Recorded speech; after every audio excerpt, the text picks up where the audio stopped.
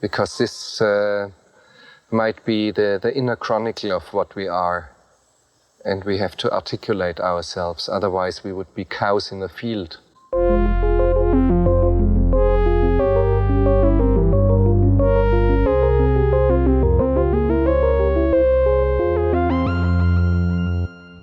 Welcome to Cows in the Field. This is a show in which we discuss philosophical themes in popular films. My name is Justin. I'm Laura. And today we welcome back to the show Chad Perman from Bright Wall Dark Room to discuss 20th century women. When you were born, I told you life was very big and unknown. There were animals and cities and music. You'd fall in love, have passions, have meaning. But now it's 1979 and nothing means anything. And I know you less every day. Welcome back, Chad. It's great to be back. I think this movie in a lot of ways has quite a few resonances with the film we had you previously on, which was one of your favorite films, Joe versus the Volcano. But I want to just say at the top, to shout out to the listener, one of our listeners, Kaya, who requested this film. And I think it's a fantastic film, and I had not seen it before. And I was just thinking, we're all parents here, the three of us. And one of the things I think we can all speak to is the experience of coming to better understand one's own parents through the process of becoming a parent oneself, which is something that seems to be on the mind of writer-director Mike Mills when writing and making this film. So maybe let's start there. How did this movie, Chad, affect you as a parent? Well, I've seen it. I watched it again today. I was surprised to see I hadn't seen it in about 5 years, but this was the 5th time I've seen it. So it's hit different so I think I saw it for the first time right around when it came out. So that would have been about somehow already 9 years ago. So I had I had a 9-year-old and either 6.5 or 7-year-old, depending on what time of the year I saw it in. And now on this other end today, currently sitting in a household with, they're not here because they're teenagers, but with a daughter that turned 18 in January and a son that is going to turn 16 in July. So it was seeing it at a time when both of my kids are now have either hit the age of the 15-year-old son in the movie, or in my daughter's case has gone well past that point. It certainly was a much different, I took away a lot of different things from it this time. As is often the case with most movies I've seen of parents and teenagers, always identified with the teenager way too late into life. Even 41, I'm like, oh yeah, teenagers and parents suck. Yeah. And I'm like, wait, I'm the parent though. And then I think the really good filmmakers, and I think Mike Mills is absolutely, at least in my personal Mount Rushmore, he's up there. I think they're really intuitive, in touch with just how crazy and complex life and fatherhood and all these other things are. Yeah. I think they really understand that you really just start to see everything different when you're a parent, but also you really start to identify. I mean, first there's this huge curiosity about what your parents' experience must have been like with you as a teenager, which I just never had a chance to think about. Yeah. And, since I'm the kind of person that wants to talk through everything, I've talked with my mom and dad plenty about this. I was like, well, I'm sorry. I'm sorry I was like that. And kind of dropped some of the facades about, what was actually going on. So it just really reorients a lot of stuff. And I think that Mike Mills is so particularly good at capturing complexity and just these really interesting ways that almost bypass a lot of the verbal there's not a lot of expository, here's what we are feeling in this moment. At the same time, they're just talking like people in real life and getting to these moments that, at least in my specific situations, it just hit so many different things. It was a very different watch. Someone on Letterboxd had written this. It's not my line, but it is my feeling still. Every time I watch this movie, there's some point at which I cry. Yeah. And so the points that I teared up were different this time. I mean, some of them were still the same, but that one line, just to jump right into the last third of the movie, it just is amazingly good. Even at the time I first saw it, I knew it was good. But as a parent now of teenagers that are out in the world, that line that she says to Abby, the Greta Gerwig character, about, you get to see him out in the world, and I never will. I was just like, I think that for all of us. Sorry to get there right at the top, but that line was sad, kind of intellectually for me before, but then now I'm like, I literally think about that thought all the time. I'm like, wow, my kids are now these full other people, so much separate from me, even though I hope that we have fairly good, decent relationships with them. But I'm very aware that whoever they are in this house is not who they are. I mean, I see my son, as I go to pick him up, I see him talking with his friends. I'm like, oh yeah, I'll never know that version of him, like ever. Even when we're adults together, like, he'll always be different with me than he is with them. So. And that is something that's so special about becoming a parent, is not realizing as a kid that your parents might desire that aspect of a relationship with you, because of course you're just like, you just see your parents gross. as you see your parents as authority figures and whatever, but that they do, they've sacrificed so much for you, and then they want to see you as a whole person. They want to see the thing that you will become separate from them, and they can't, in a way, and that is so sad. I really can. I think, like, I was joking with Justin. Sometimes we have jokes about Justin's favorite genres, like if they're like really, really specific subgenres. I can't imagine that. Like Iranian metatextual films, or I guess a much broader one is dudes doing their job good, or people doing their job good. I don't competency porn. Yeah, exactly. But I realized that one of my key genres, I think, is parents with weird boundaries, but specifically moms and their sons with weird boundaries.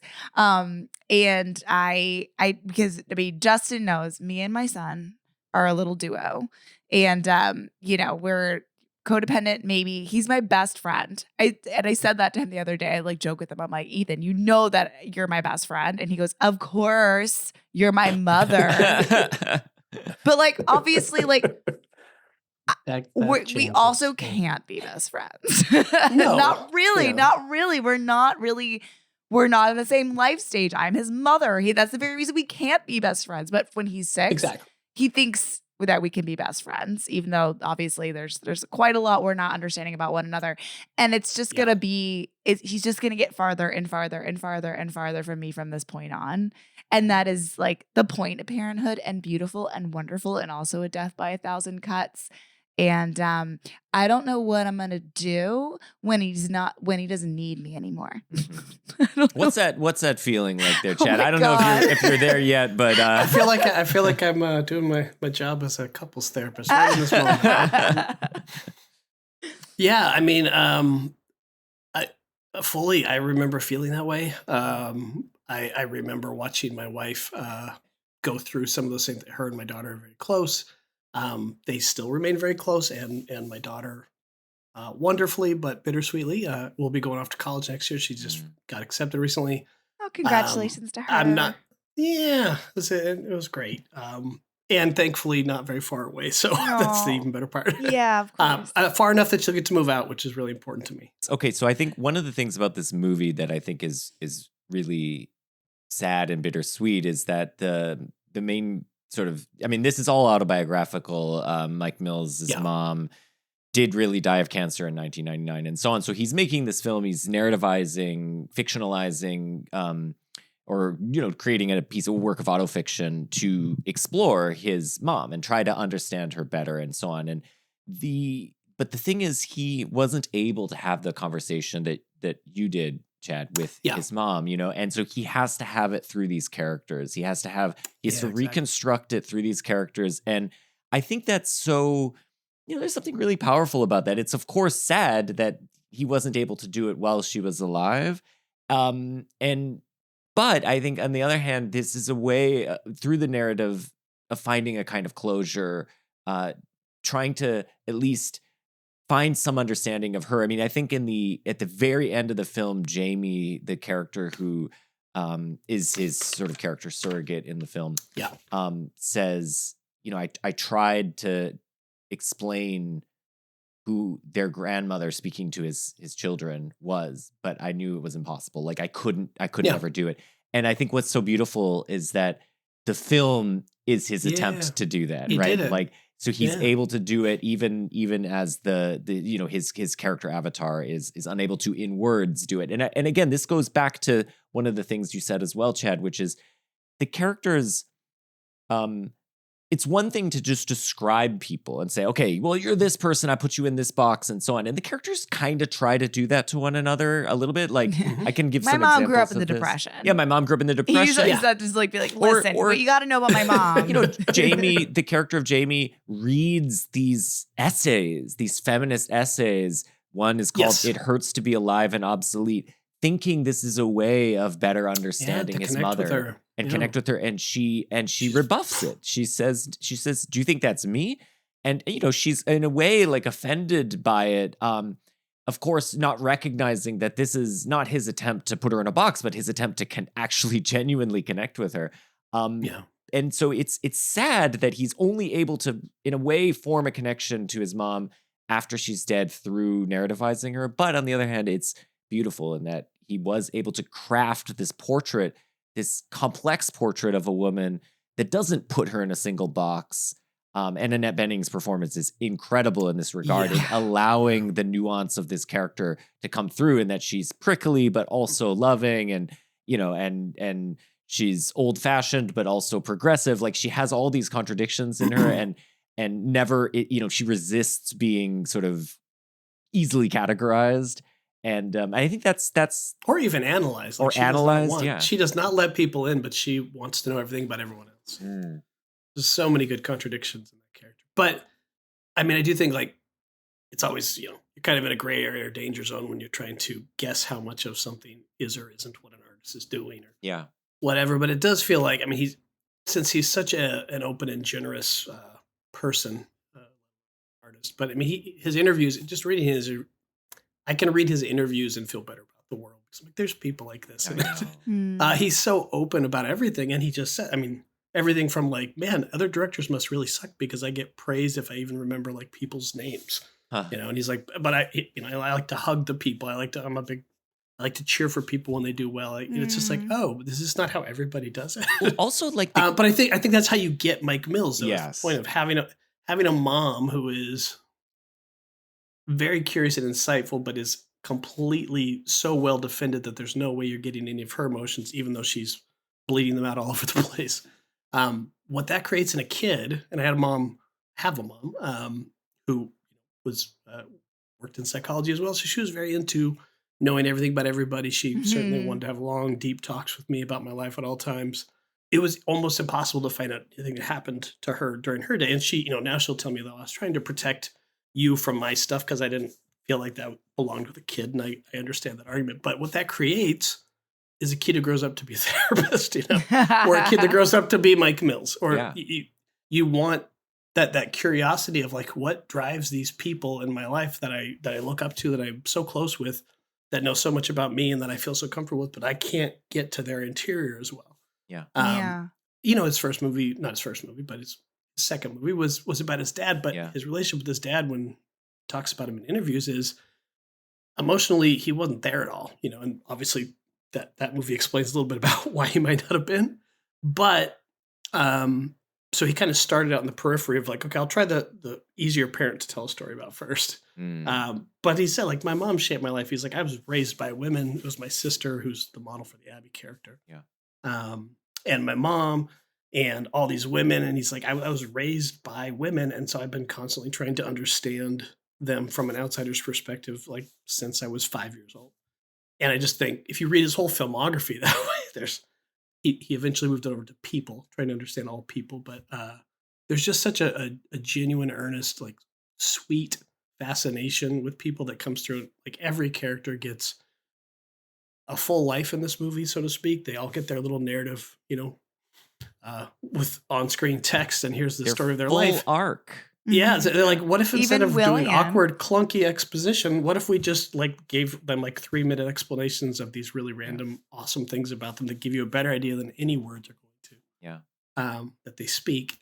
and then let's set them in motion and see what they do. Or sometimes they'll give that to you near the end, and that'll recontextualize everything you saw in the first 45 minutes. Or you find it halfway through the movie that she's going to die of cancer, so then every time she smokes a cigarette, the rest of the movie, you're like, no, don't do it. Yeah. So just, I mean, the way he plays with all that stuff, and I don't think he ever beats anything over the head. I mean, it's basically, I'm not on Twitter anymore, like most people, but so I had to screenshot this because I don't know what Elon's done. You can't just look at tweets on it. But this was Barry Jenkins, a fellow traveler in the Sensitive Souls Club of movie directors. This was December 2016, so like a month after the movie came out, and he just wrote, "Just saw 20th Century Woman, and I can't unsee 20th Century Woman. My goodness, I wept, ...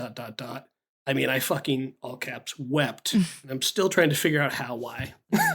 So that's been my journey with the movie too. Is like it produces this sadness, but it's not like it's more of like the sadness that life is ephemeral more than anything else, that life passes by, and that this is what we get. And I think he collects those moments so well that remind you that's kind of an okay deal that we get that. I want to pick up on this ephemera thing. So I think that is exactly a kind of central driving force and animating force in Mike Mills's sort of, filmography, but in particular in this film. And there's something that he said in an interview, which is that the film is a dialogue between Rudy Valley's version of As Time Goes By and the Buzzcocks' Why Can't I Touch It? And so As Time Goes By is a song about progress, and how even as there's progress, things stay the same. There's the simple facts can't be changed. A kiss is still a kiss. A sigh is just a sigh. The fundamental things apply as time goes by.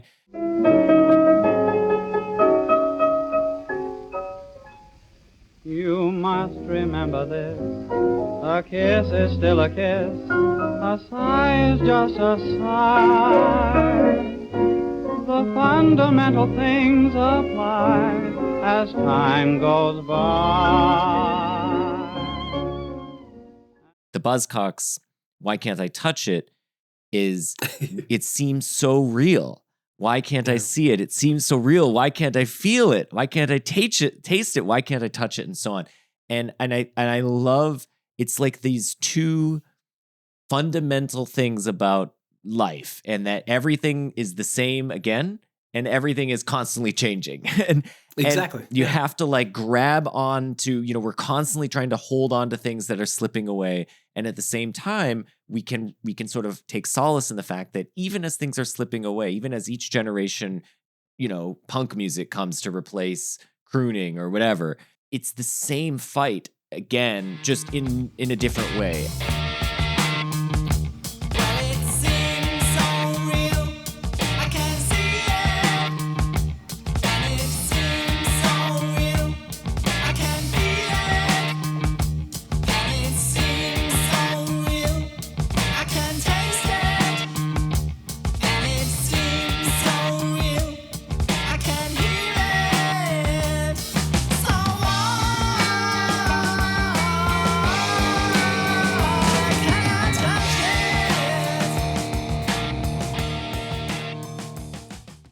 And he himself, the character of Jamie / Mike Mills, is, as a parent now, doing the same things that his mom was doing, and now understanding her and trying to connect with her after the fact, through his films.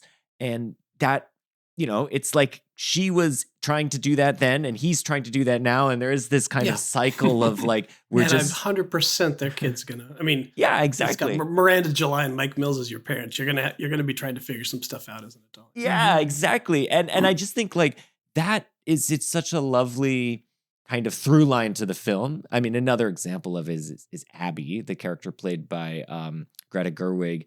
She, at various points, she's a photographer. Well, what is photography except the freezing of ephemera? And she seems to be doing at least 2 different art projects at various points. One is, she says, I'm photographing everything that happens to me in one day. And another is she's trying to construct a portrait of a person that is herself through the objects that she owns. she has all these little pictures of her. I don't know, of her, you know, of her stuff, of her stuff, like a picture of her shoes, her birth control, her picture of her mom. And then, but again, I think it's so interesting. She tells this to William. So the character of Abby is boarding at Dorothea's house, and William is another boarder. So it's this kind of interesting, again, what are boarders, but people passing through the lives of other people. And she tells this to William, and William says, "That's kind of sad." And that's his reaction. Yes. And it is sad, but it's also beautiful. It's like this attempt to capture the uncapturable. And I think, again, this is the thing that's kind of reiterating throughout the film, or reverberating throughout the film. Yeah, for sure. I agree with that very much. And I think he's particularly good at it. And I, like Barry Jenkins, I can't quite figure out how or why. I know music's a big part of it. And I know Mike Mills' own like soul is a big part of it. Yeah. I think his artistic process is a big part of it. He kind of starts with like a 3-year writing process that like no screenwriter would advise you to do. I remember seeing a picture of like, here's me throwing out all of my paper drafts for like the 18th version, because he just compiles stuff and lets stuff absorb. I mean, he doesn't work like a filmmaker. He clearly didn't go to film school. I think if he did, he would not make these movies, and it would be a loss for all of us. But he's like, what if, like, it's a kind of a weird pull, but like when I was old enough that my parents said, okay, you can have whatever you want on your walls, you know, I started cutting out like all these people that I liked, like, you know, sports figures, but I was also getting into like, you know, I was in Seattle in the 90s. So like Kurt Cobain and Eddie Vedder are sitting next to like Magic Johnson, but I was making these collages all over my wall. It probably looked like garbage, but to me, it was like the coolest thing. Cause it's like, this is like, if someone comes in here, I was like, this is me here. This is who I am. And I feel like that's what he does with his movies. Way better than my wall collages from the 7th grade or whatever. But, you know, like I'm not aware of that many other filmmakers that work like so you can grab some compare. I know he talks about like Amarcord all the time, but it's not, I mean, it's episodic like that, but it's not, I don't know how to, I can't describe what he's doing. And I'm so fascinated by it because it gives this very specific, happy, sad feeling inside of me where I just, I'm so happy I'm alive, and I'm so sad that it's not going to be here forever. Fellini is a good comparison, but it is different from Fellini because of the heart. It doesn't have Fellini doesn't have the empathy that Mike Mills does. I think Fellini has this kind of inward, he's good at sort of psychoanalysis. Like he can go inside himself and kind of bring out that. But I think Mike Mills has this more outward directed, like he's better at crafting characters. I don't think he cares about what his own internal world is. Exactly. Yeah. That's where I think it's different. And I think that's part of the power is he is the Jamie character. Who is Jamie in this movie? Jamie's a character who watches everybody else.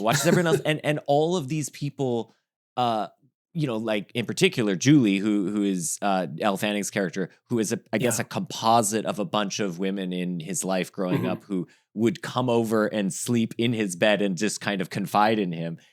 This guy must have just been an ultimate empath, like just so able to create a space where people could speak freely and openly and emotionally, be emotionally vulnerable. And it just comes across in his movies. These characters, there's no villains in these movies. There's just people and situations. All of the movies he's made, I can't name you one. Yeah, they're just things happening. Like, come on, gave me the same feeling. Oh my God. Inside. Yeah, totally. Yeah. Oh, yeah. What a And it was like, he's like, what? Okay, I've done my parents now, and I guess I'll just try to do a more generalized fictional thing. But he can still generate that same sense of feeling very easily. Yes. Yeah. And I think his, you know, the fact that he started out as like a skateboarder and a punk rocker and a photographer and a music journalist or not music, what do you call it? Music video filmmaker. Yeah. There's an easier word for that. And again, and he's like, when he made a short movie for the National, it was like a 20-minute movie. If you haven't seen that, I haven't seen it. But he basically, it was in between this movie and Come On. But he basically was like, this is my way of, you know, I always just wanted to be in the National. I basically wanted to be in a rock band. This is the life I wanted to have, you know? So he's like, this is the closest. So he uses filmmaking to like take all of the interests he has in his life, all this very specific stuff, and then takes that really kind of age-old advice of like, you know, if you make something specific enough, it's going to be universal on some level. We might not have his exact touchstones. I mean, I do happen to have some, but he's, you know, 15 years or so older than me. So, but yeah, I could just see if I knew how to make a movie like this would be the type of movie. Oh my God. Yeah, this is, I mean, actually the other thing that I would compare it to Fellini is there's a kind of magic to Fellini where it feels like it's almost out of control. There's a sort of like, it's hard to pin down the quality that's so sort of elusive in that way. Well, that's why Fellini-esque is the word you use. Exactly. And I think Mills has that too, though. It's different. It's a different in character, but it has that elusive quality. It's like, why is this affecting me, to put it in the terms that Barry Jenkins said, like, I don't know why this is so affecting, because it's pretty simple and it's pretty straightforward, but it is. And I think it has something to do with just being willing to sort of sit with the complex emotions without reducing them to more kind of blunt emotions, good, bad, funny, unfunny. Yeah, there's something else he's just allowing it to kind of sit in that space. And I think that's part of it. Which is so much actually more lifelike than even like quote unquote naturalist film. Yes. Yes. It's like people talk in his movies the way people talk in life. People have these moments that are, if you don't have music underneath them, might not sound or seem cinematic, but you have a well-placed needle drop there, and all of a sudden it's like, oh my God, this is the most touching, deep thing I've ever heard. I know. And the thing I really noticed this time, since I was sad more, is how much he basically comes up with, this is my unofficial theory.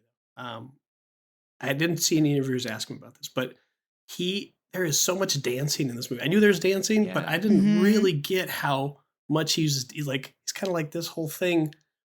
We have this moment and dancing is great. It's like the ultimate, just connecting with somebody in that moment.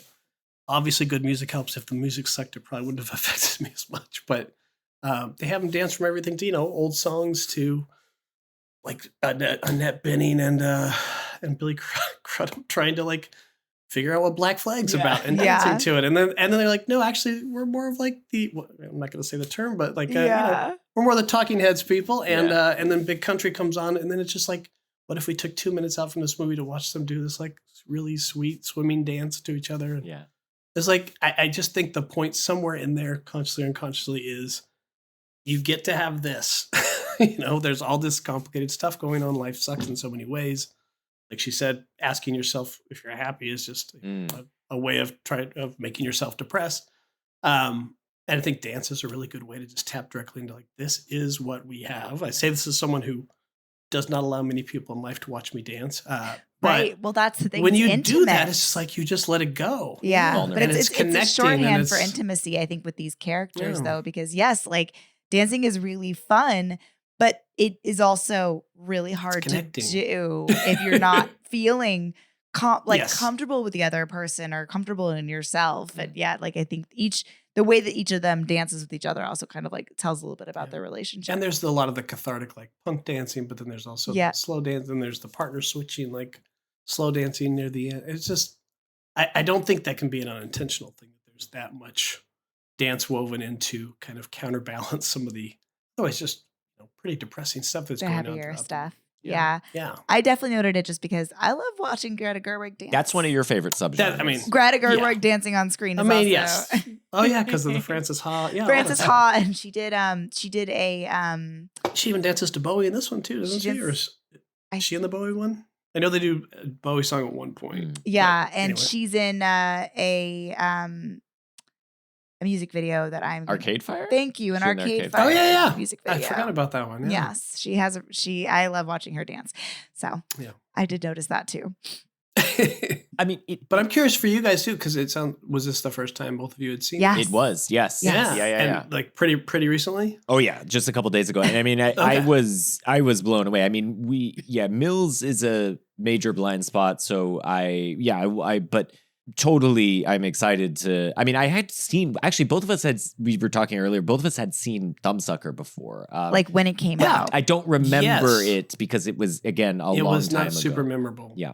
I mean, it was, you could see the raw materials. Yeah. I do want to go back and revisit it now. I also think I watched it. I mean, when it came out, I was probably still in high school. Like, I don't think I was necessarily. It was like, hey, Keanu Reeves is in this. Exactly. Yeah, I wasn't ready for what Mike Mills is bringing to any of his movies in terms of the emotional depth. We might never ever be ready. But I think to your point, though, Chad, I think if I had seen this movie when it came out, now you were a parent then, but I was not a parent then. I had a kid your age. Yeah, your kid's almost. Age, yeah. But for me, not being a parent, I think there would have been a lot that I'm missing about the film. I could see intellectually kind of what it's doing, but it's not going to resonate emotionally with me. And I think that is the interesting aspect of where the film is really hitting harder for parents in particular, and for people who, especially, we're parents of the age of the kid that, basically Mike Mills is a parent of, and when he's making this movie, and he's like trying to make this movie in a way for his kid of that age. And so, I mean, it's specific in that way.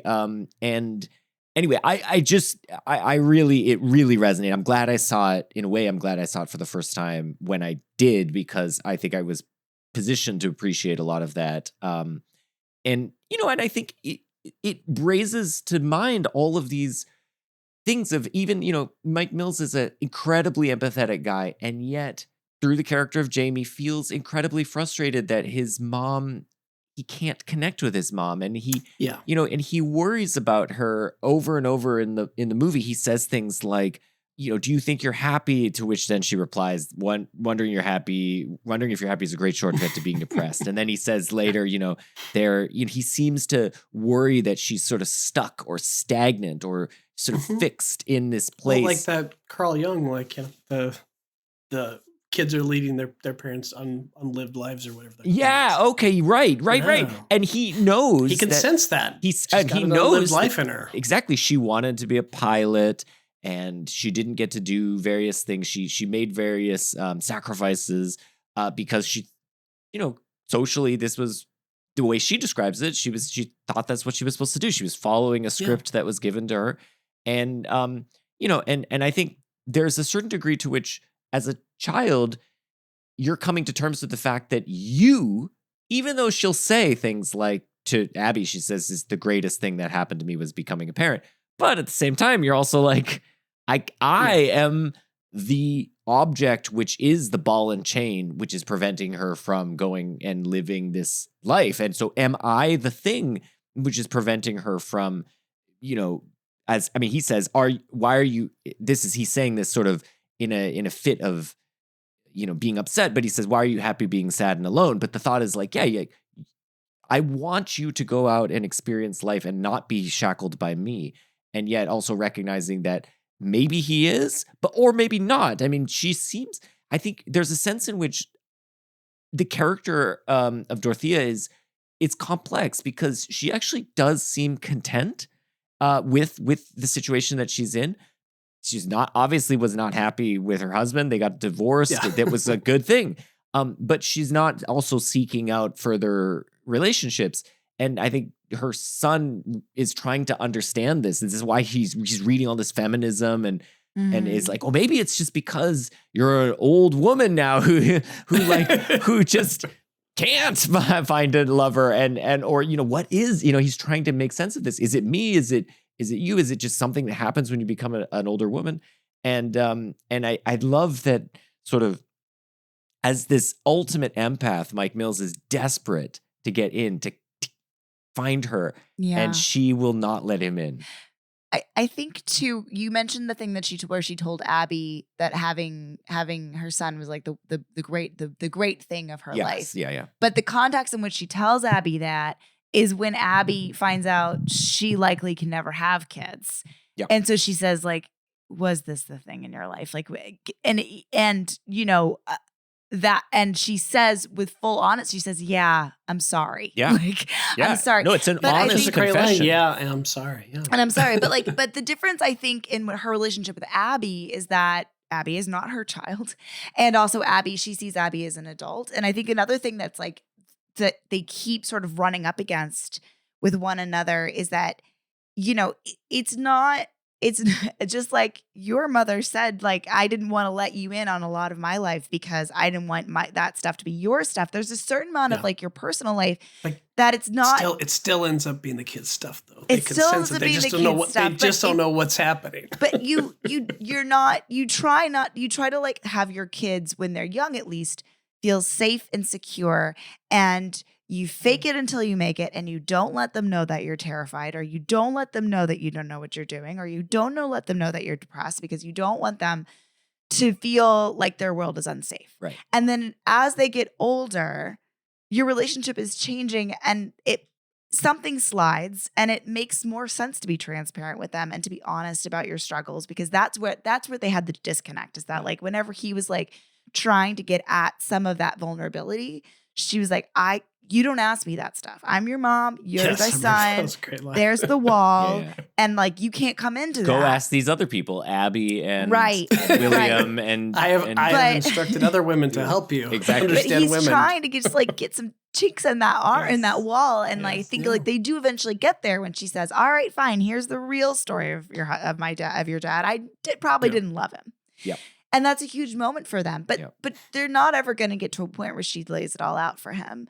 Partly because of who she is as a person and where she is in her life. Yeah, that's such a big piece is her. Yeah. But also because like maybe that's a hard place, I think, for a parent and child to be in. That's right. And maybe, a little bit. I keep thinking about I think because we just watched Interstellar, Justin, I'm like 95% honesty. Yeah. Yeah. You gotta lie to your kids a little bit. Yes, and I've seen parents get that wrong in both directions. Yes, that is so hard to know. What I always try to tell anyone who if anyone asks me, like especially in a professional capacity, like am I doing a good job as a parent, which is a question that people often, because no one knows. And so like, hard. But a line that I will often say, not because it's a comforting one necessarily, but I think it's a really, really true one, which is, in my experience, bad parents never ask me that question. Yeah. Like the fact that you're asking the question, I think the trying, like so much of life, my kids have heard some version of this speech, so I'll keep it really short. But I think the trying is in a marriage, like if couples are having a hard time and like, are we going to make it? I'm like, if you're both trying, that's the best secret ingredient there is. If you're trying as a parent to get it right, as long as you're not like looking at crazy parenting sites online and just taking really weird ideas. Like if you're engaged in the act of trying to reflect on your own parenting, you're a good parent by definition, in my book anyway, for whatever that's worth to people. Yeah. Because you're going to make 100 mistakes a day. I mean, if you try to be perfect, there's one of my favorite all time, I guess he was a child analyst mostly, but a lot of his stuff is his name was W.D. Winnicott. I don't know if you've heard of him. He was a UK child psychoanalyst or something like that in like the 30s or 40s. But if you've heard, he's gotten into the pop psychology a little bit now, even though it's far away from what he meant. But he had this idea of what he called the good enough mother. Mm-hmm. So if you've ever heard the good enough mother, that's his ideal. Oh, I've certainly heard that. And he coined that term to help women that he was seeing with their kids, because he was saying, if you are trying to be a perfect mother, that actually damages your kid as much or more than if you're a totally neglectful mother. Mm. He said, because if you somehow manage to pull off being a perfect mother, which, spoiler alert, you can't, your strive for that is what comes through to the kid, and they pick up on all that anxiety. They pick up on how self-critical you are of yourself in your quest for perfection.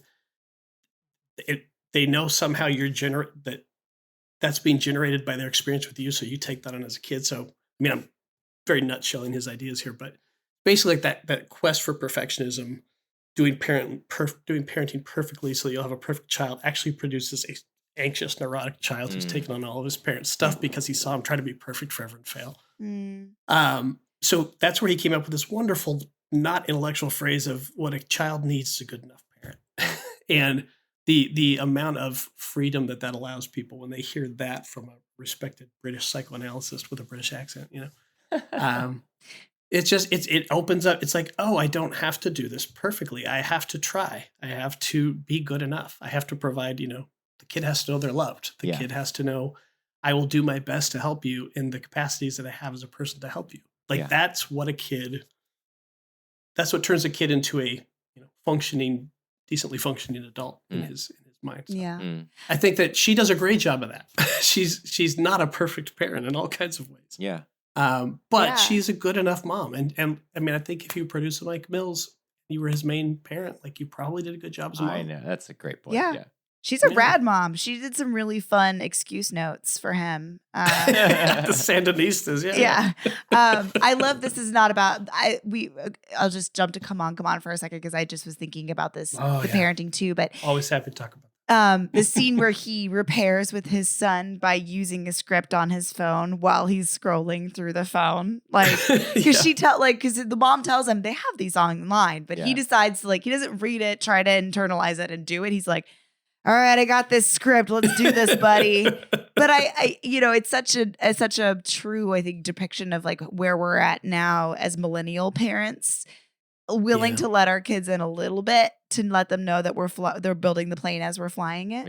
Yeah. But there's danger to that too, right? But if you let them know too much, then it freaks them out. It makes them feel like the plane will crash, like if we're, and I think that's so typical. And Dorothea, like there's no way a 55-year-old person in 1979 could let him see that kind of vulnerability or questioning. There's just no way. That's right. But, somebody like Mike Mills, was just so desperate to get underneath that surface. Must have been so frustrating. But I do think again, that's what creates that is that withholding. And again, as the kid of that, you're like, why is my mom purposely trying to frustrate me by withholding this information? And then you become a parent, and you're like, oh, I get it's not that at all. Yes. But by the time you get that, in his case, your mom might have already passed away, and you don't get to say that. So yes, that's right. I just think, again, these are just so far away from what most movies are having you think about or talk about. I just really appreciate that. One, that we're getting to talk about it. I've tried to write about this one forever, and I'm like, it would just keep saying over and over, I'm not quite sure how he does this, and this is what it produces in me. And I was like, that's not an essay, but I'm going to get there someday. Sometimes the best films are the hardest to write about, though. Yeah. I mean, that was I'm sure I said on your Joe versus the Volcano when I was it's 5 years of being like, how can I actually write about this without just saying I like this so much? I think I know why, but I'm not sure. Yeah. And then eventually stuff, in a Mike Mills script writing way, it all coalesces over 3 or 4 years of random influences that work their way. And then you're like, this is what I like. That's right. Took me watching it again generated more for me. Talking with you guys generates more. Yeah. I think it's a very generative film if you're willing to engage with it. I agree. I wanted to ask about a piece of the movie that is clearly important to it, but I didn't totally understand how it all fit in, which is the Jimmy Carter speech, Crisis of Confidence. I don't have anything to add to that. I only have questions for what you guys have. About how it fits into the context of the film. Yes, because when I'm listening to it, I'm looking at the visuals and the way that he's speaking so abstractly, and because I don't have at the ready the context of summer of 1979, I'm like, what is he actually saying? I do have thoughts on this, but I'm curious, Chad. I've just talked a long time. Go ahead. I mean, I do think that the sort of this speech is coming right at this crossroads in American culture where there is this sort of, think about what this film has set up. Punk, which is this kind of ostensibly nihilistic ethos, pure energy, pure chaos. And then what it's rebelling against, which is this kind of,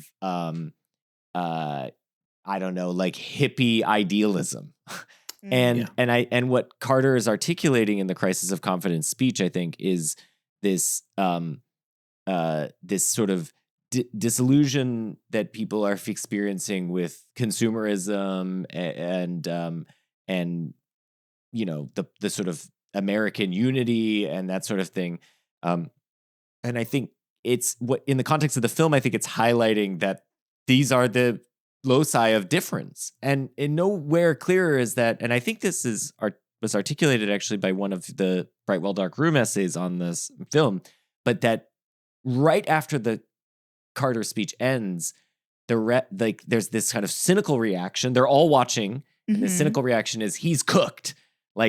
He's trying to save his presidency in light of, all these scandals and this energy crisis and rising inflation and all these things that basically are going in, because we know history, are going to tank Carter's presidency. Yeah.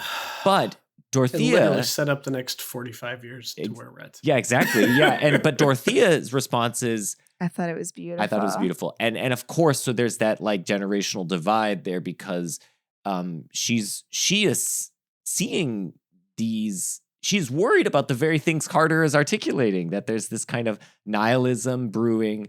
I mean, my own reaction to the speech is that the nihilism, I mean, what that generation saw as punk nihilism is misplaced, because it turns out, as what we now see is those punk guys were super committed to lots of ideals, lots of, in particular, like left-wing ideals and so on. But that speech, if you just take out if you just remove all the bits about like the energy crisis, that speech is like a speech we need today, right now in American society. This is what is going on in America right now. Absolutely. There's a huge crisis there's a bunch of people on both the right and the left who are completely disillusioned with the fact that capitalism and consumerism has given their lives zero meaning. They don't know what to do about it. Some people they've hitched their wagon to Donald Trump as a way of providing meaning in their lives, and are now realizing that was a mistake. But they don't know where to turn. We don't have any sort of politician articulating this thing. I mean, maybe Bernie is doing it to some extent, but there's no figure sort of laying out clearly that this is a problem with this kind of fetishization of capital that we've got, where people are just now famous for just having lots of money. Like, who gives a fuck? You have a lot of money, but like, you don't do anything like Elon Musk. You just have a lot of money. I mean, I'm willing to bet I'm a happier person than Elon Musk. So yeah. How good is the money? Exactly. But the culture we've like lost this kind of like virtue of like, what else is there? And again, this is somewhat brought about by the like, in Carter's era, it would not have been this, but in today's era, it is that there's like no religion. Like, I mean, like, there's no connection points. No connection. I know religion is one, but that was I'm not a religious person, but I would not myself. But I grew up very religiously, and I think that I wish there was a way to reject all of the stuff that I disagree with the religion and just keep the part where you got to be in this community. Exactly. Wonderful. Exactly. That's the thing. Yeah. So, and it's like, and that's what the left is always trying to figure out how to rebuild. Like, how to rebuild. What do we put in its place? And it's like, well, any idea we have people make fun of, like, let's all get together and talk about this. Well, who wants to do that? That sounds stupid. Yeah. Well, so you're not going to get a bunch of, hardcore left people to go out and have a lot of fun together because they'd feel guilty about having the fun. Yes. It's like, it's true. It's true. Yeah. And so that's what I'm saying. Like Mike Mills, I think is the answer to all of our problems. Yeah, that's right. But I think Dorothea is making her own community too, which is like so interesting. Yes, like, and I love that kind of community building where it's like, what if I just collect people and she not in does a weird because way? she watches that speech And I try in to a help them room all. full of people that like you see some of them that you've seen her actually pick them up along the way. Right. The guy that's sitting outside the bouncer outside she's outside the club, the room wouldn't exist without her. firefighters, like, and I think even to your point, like, we would make any ideas liberals have about building community, people would make fun of, like when she invites the firefighter in her house, like her son is so like, silly. That's not normal. Well, even just like a couple weeks ago when finally, enough people got their act together to do one nationwide protest. Yeah.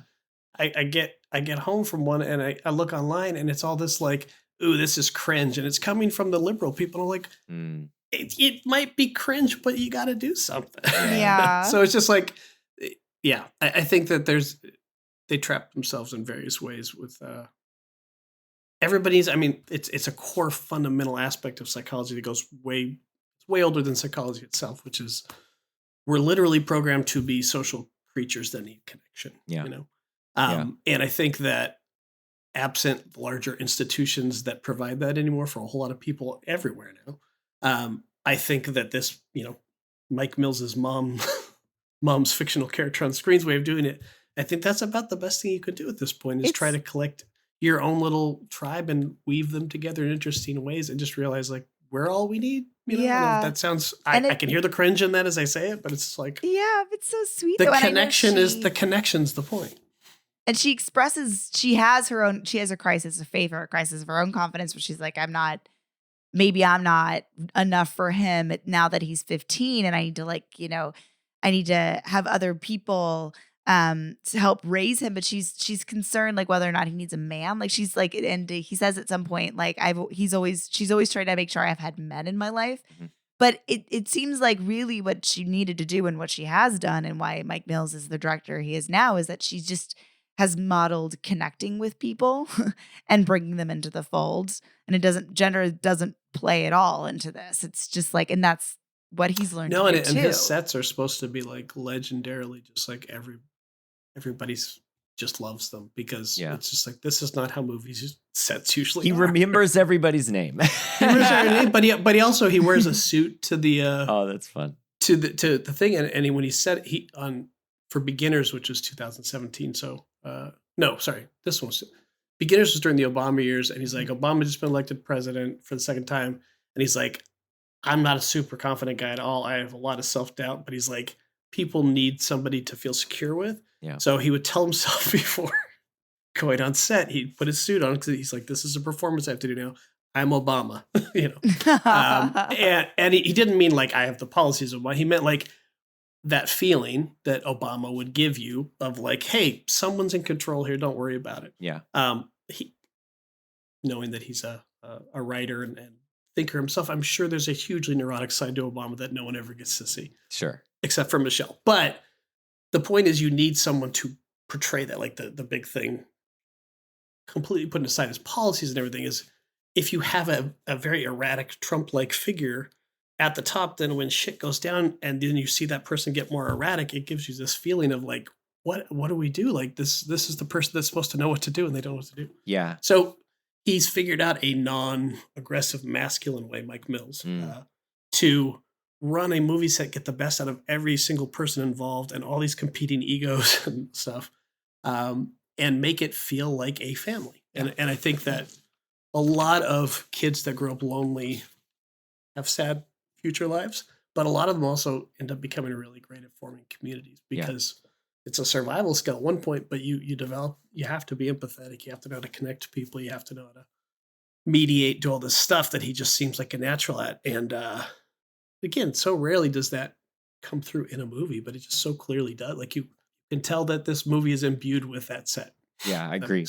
I mean, and just to bring it back to the Carter thing briefly, Carter I'm just to finish that thought. I mean, it's building on what you guys are saying. I mean, Carter is talking about going back to the traditions of the past in a way of anchoring ourselves and what, we've lost.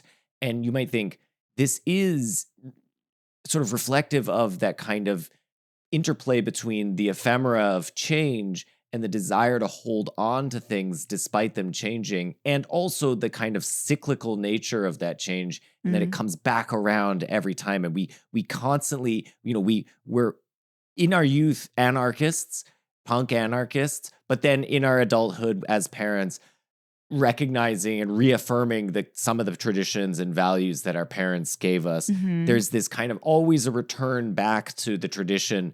And it's that interplay, and that interplay is one of tension, but also a source of that tension is a source of value and of generation of things, And so I think that's to me the centerpiece of this film is this kind of conflict between these generations of change and tradition, and how these things are kind of nonetheless forming us, kind of constantly forming us. And I love that aspect of the film. And I love that punk is, for him, the thing that embodies that. But it just as well could have been, like for you, Chad, it would have been grunge. For me, it would have been... Such a less cool word, though. But, whatever. For me, it would have been... But yes, do I still think what Kurt Cobain think of what I'm doing now? Yes, I do. Yeah, that's right. No, it's because that's the thing. It's whatever was formative for you in that moment, Like for Laura, it was Spice Girls. For me, it was Metallica. Tell me what you want. Yeah, but that's fine. We all what were you going to say Metallica? Before I said Spice Girls? Yeah, for me, it's Metallica. We've got a Metallica Spice Girls relationship. We do. Oh, 100% You're going to have a cool kid, man. That's our vibe. We're going to have a weird kid. Wait, hold on. Before I said Spice Girls, because I could see that you were like, and for you, Laura, it was... Well, I was going to say Britney Spears, then I thought, Spice Girls is better, and then you said Spice Girls. Really? Yeah. Oh, Yeah, I know you. I wasn't going to say, like... corn something. I knew your style. Well, I didn't know if you were gonna go like Spice Girls was like a little younger. I didn't know if you were gonna go like Jewel. Oh yeah. Either way, Sarah McLachlan, Tori Amos, Fiona Apple. I didn't know. Oh yeah. Oh man, Fiona Apple, I love her still. But yeah, I mean, yeah, there's like the Lilith Fair will never leave you. You know? That's right. Sure It'll will. always be there. That's right. Chad, so I think as we wrap up here, so I just, want to mention one thing about the ending and curious if what you guys think. Absolutely. So I think the ending's so we great. have this lovely ending where we get this denouement of all the characters, full arcs. There's something really powerful about that.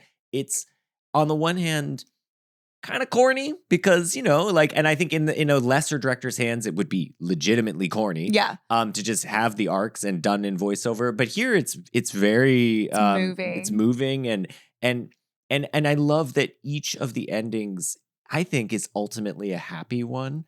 Each of the characters gets what they were striving for. But some version, Jamie, we don't hear his ending. I think that's interesting. And I think because the ending of Jamie's story is Mike Mills' story, you're watching it right now. You're watching the ending of Jamie's story. And he said, I had a kid and I'm trying to explain his grandmother. And I love that reflexive aspect of the film. But I also think, this is part of the film where it just hammers home that ephemera. They have Jamie and his mom Dorothea have this exchange together where they in the vineyards where they seem to have a kind of understanding. She says, like, I thought, you needed these other people to sort of be, kind of guide you. And he's like, I thought we were good on our own. And she was like, oh, okay. And then you're like, okay, they're connecting. Yeah. And he even says, he points out, like, this is the new relationship we're going to have. Exactly. But, and then there's that but. Let me pull the plug. And that is the thing that, he says, but maybe it was never really like that again. Maybe that was it. And it's so bittersweet, and of course, because we've been watching this whole movie, but they had that. That's true. That's true. Yeah. Yes, exactly. That's right. So he always circles back to that. Yes, that's that right. kernel. And this movie too, I mean, you feel like when you first get introduced to this crew, like when after their car catches on fire and they come in, the first time you watch it, you're like, how are these people related to one another? And you realize they are all, and at first I thought Julie lived with them too until she went home. But you don't know how they're all connected, but you kind of get this feeling like they're a family and they're either been a family for a while or they're gonna be a family forever. Like when she gets, arrested for sassing the police, what does she call but her boarders who come and get her? Because you call William and Abby, but like we find out she and William get Dorothy and William get to get out together for a little bit. They're together for a year. He moves on. Yep. Julie moves to loses touch with Jamie. Like they all go their separate ways. And what we're seeing in this movie that makes us feel so much is just a moment in time that feels like just like that moment with his mom that he thinks like this is going to be everything. It's going to change it all. We're going to have this moment forever going forward. And it's just that. Yep. But the movie makes it feel it memorializes. Yeah, it freezes it freezes the time. Where you focus the lens on the timeline, but but he showed us 1979, but reminds us there was 1920 to 1999. Yeah. Or I guess 2000. And movies do this. So I've talked about this before on podcasts, but like the camp friends thing. When you make a friend at camp and you're just like, I still get so sad even just thinking about that. Forever. And it really feels like you're going to be friends forever. Yeah. Because you knew them for 5 days. Internet back then. Oh yeah. Pen pals. We're gonna write. You guys maybe had a chance to connect. I've none of my camp friends I ever saw again because there was no internet. No, I know. I had some AIM names. I maybe kept things alive for a little bit, but it's I did. You get like 2 letters and then it dies out, and there's like a 6-month gap. There's like, oh, it's been a year, and then that's it. But if I could make a movie, about summer 2000 at Sky Ranch. Well, I mean, like it's just those like. Richard Linklater did Before Sunrise based on this, girl that he met for real. And then he's like, I hope she sees it. And then he finds out, I don't know if you guys know this story. It's really sad. What happened? He was always hoping ever since he made it that, because, they couldn't exchange like cell phone numbers or whatever. So they lost touch, and he had one night with her and that's all he ever saw. And he's like, well, maybe this movie will be out in the world someday. She'll reach out.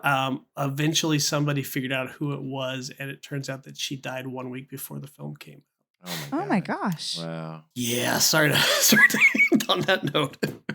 Well, but I was going to say with the ending, and with the key caveat that it has to be in a really good filmmaker's hands, or else it doesn't work at all, and it's terrible.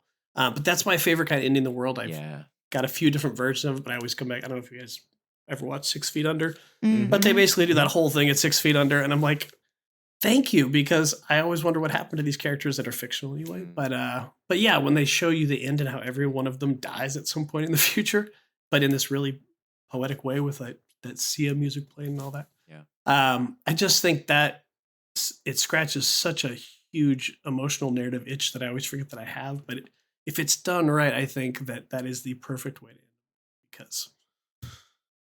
because that's what I say. Yeah. Well, it is great. And it's a perfect way to end this podcast. Wait, hold on. What? He was all say menstruation. I'm not going to say menstruation. Chad, thank you so much for being here. By the way, Chad, so I'll let you say it in your words, but the site is Bright Wall Dark Room. People should go and read the criticism. Of course, there are 2 essays on 20th Century Women on Bright Wall Dark Room. You should go read it and subscribe. Also, the Bright Wall Dark Room podcast. Do you want to say anything about that? Yeah, I mean, you guys do more episodes than us, so I listen to a lot of your stuff too. But once a month, we put out a full-length show about this size, and then we do what we call these bite-sized ones that are like a really close look at a specific thing. So in a movie, so like 15 or 20-minute podcast. Also trying to do people a favor because, in the era of the 3-hour podcast, we're like, hey, sometimes people just have to drive to the store and back. That's right. Hallelujah. So yes, the Bright Wall Dark Room podcast. Me and my co-host Veronica and our producer Eli. We it's a nice sanctuary every month to get together and record and just talk about movies, especially now with all that's going on. Oh my God. Try to think about that for a while. And, it's a really nice show. People should definitely check it out. I think we work hard to try and get the serious, but not off-puttingly serious and also fun. And also, it's basically tries to do what the site does on podcast. Yeah. If we're doing our job right, it's got a similar vibe to the site. So. And the site is bwdr.com. It's actually the full-on word. brightwalldarkroom.com. Yeah, it's like I'm gonna make people type the whole fucking thing. And on Blue Sky, what is it on Blue Sky? Oh man, it's whatever their clunky other stuff is, but it's just BWDR. BWDR, yeah. Check out BWDR. BSKY social dot whatever. Perfect. And I'm on there under my name, Chad Perman. Was one good thing about leaving Twitter was that I don't have to explain a handle that I picked like when I was 25 anymore.